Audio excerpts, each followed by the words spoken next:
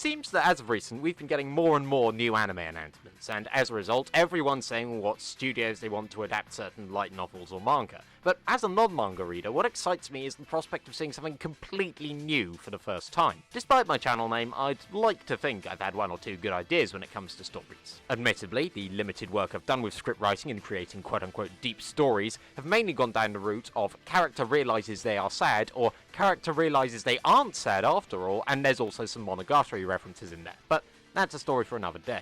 This video is going to be about some ideas I have for potential new anime. It is possible you've seen videos or blogs with similar concepts to this, so that's why I've introduced a special rule with each of these ideas. And that's that they've all got to be bloody awful. So when looking for anime ideas, one might want to look to Western animation to see what ideas there haven't been done in anime, and you'd be hard pressed to find anything as unique and off the wall as Xavier Renegade Angel. This is an Adult Swim 3D animated show that, well, just look at it. It makes the original Deus Ex look like Beastars, but despite looking like ass, this show is tightly written to the point that you're not sure what's a joke and what's a genuine philosophical insight. It's also completely impossible to predict where it'll go next, and if you don't believe me, you evidently haven't seen the bit with the sentient explosion. But is there an anime that's 3D animated while also being utterly mental? Well, there is one name that comes to mind. Holonograffiti, or Hologra, is now a weekly series on Hololive's main channel starring its Japanese talents, and is a 2-minute long animation. What happens in those 2 minutes? I don't know. They break fucking dimensions on a nearly by-episode basis, and that's frankly the most explainable aspect. Genuinely, this series is bonkers, and the fact that they are consistently subtitled is commendable, if not a little concerning. But what if we combined these two? So you either get an episode of Hologra, dubbed by the Xavier Renegade Angel cast, or vice versa. Why did I think this concept up? Well, when I showed an episode of Xavier Renegade Angel to a friend, his first reaction was, how the fuck was that only 10 minutes? It felt like an hour. So, to teach the uncultured little shit a lesson, I quite like the idea of forcing him to watch this new Hologra episode, while finding ways of making that 2 minutes feel even longer than an hour. What do you mean I sound unhinged? In the world of cinema, one of the big releases of the past month was Cruella, a film I haven't seen and don't intend to, because it exists to answer the questions you didn't have about the character of Cruella de Vil. But you know what universe has a lot of questions that I actually want answered in a prequel? Girls and Panzer. Now you Girls and Panzer fans out there will probably be saying, oh, but what about Girls and Panzer Little Army, which is set about a decade before the start of the original series? Well, here's the thing. It answers the small questions, like, I wonder what Miho was like during elementary school, but what it doesn't answer are some of the bigger questions, like, how the fuck did anyone decide that tank battling was apparently something that would work great as a sport for high school girls? Why does a country with fairly low education expenditure decide to build their schools on top of giant fucking battleships? Has this competition been going on since the late 1920s? And possibly the most important, how did previous generations of Ori high school students hide a tank in a cave that is only accessible by abseiling? Don't tell me you couldn't get a full-on cinematic universe out of this. And if they choose to, they could probably also animate the European Senshido tournament that took place 70 years before the start of the Girls and Panzer series, or to give it its proper title, World War II. Elfenlied was the subject of my first ever review, and in it I said that due to its mixed quality it was worth watching if you want to become a critic. But coming back to this as an adult, I can comfortably say that I was talking out of my fucking arse, Jesus Christ. I'm not a quote-unquote critic. I'm a narcissist on the internet who assumes that people give a shit about their opinions. As for Elfenlied, it's not exactly a masterpiece,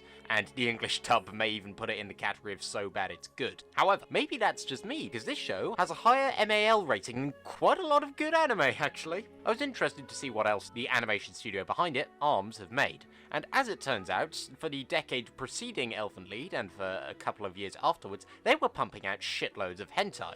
It seems Elfenlied was one of the first times they didn't make a hentai, and I for one think that that was an awful idea. Frankly, Elfenlied is the perfect hentai material.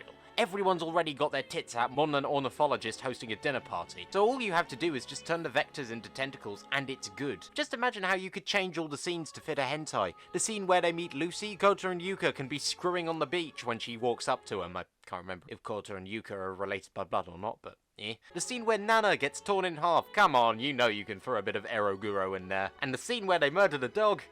maybe we should give that one a miss. I'm pretty sure one of the most disappointing anime I've seen is one that's actually quite infamous. It came out in the 2010s and it was a collaboration with A1 Pictures. It was supposedly going to revitalise the mecha genre, and when it aired, its twists and turns were actually quite interesting to watch, although the mech battles weren't necessarily the highlights.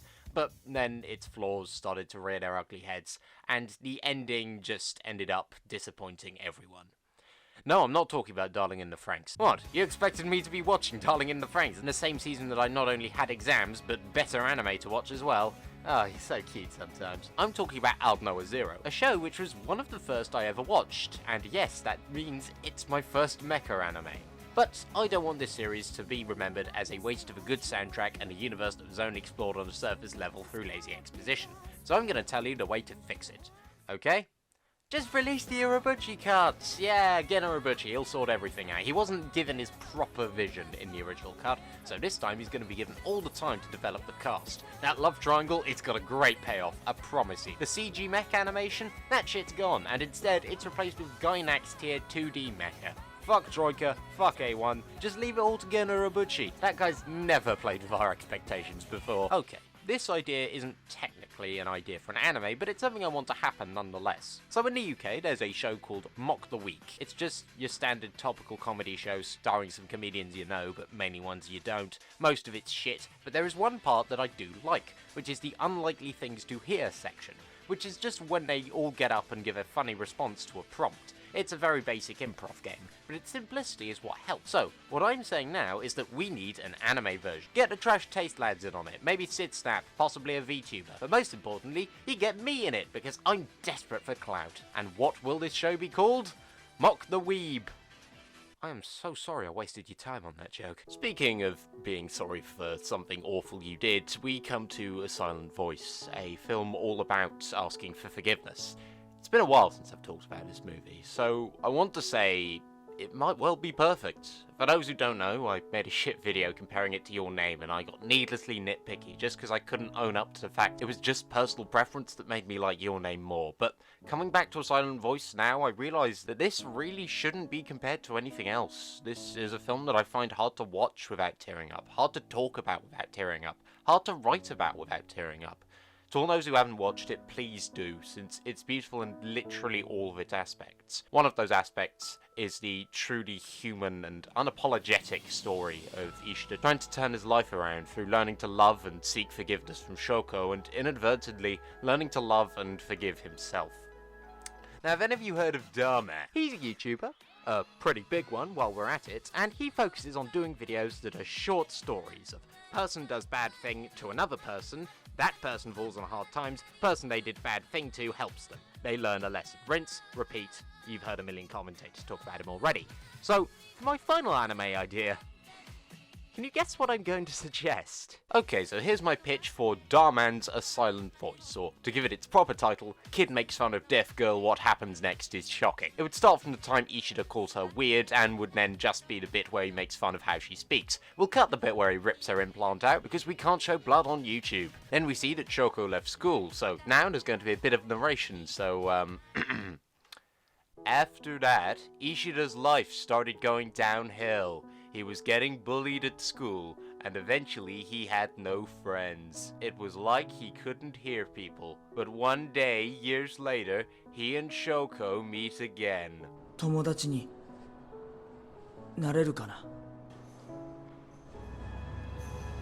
When we judge someone, it says more about us than it does them. That's because it's usually our own insecurities that's causing us to make those judgments in the first place. So we should never judge someone without knowing the whole story, because we may think we understand, but we probably don't. So there you have it, folks. Subtlety is for cowards.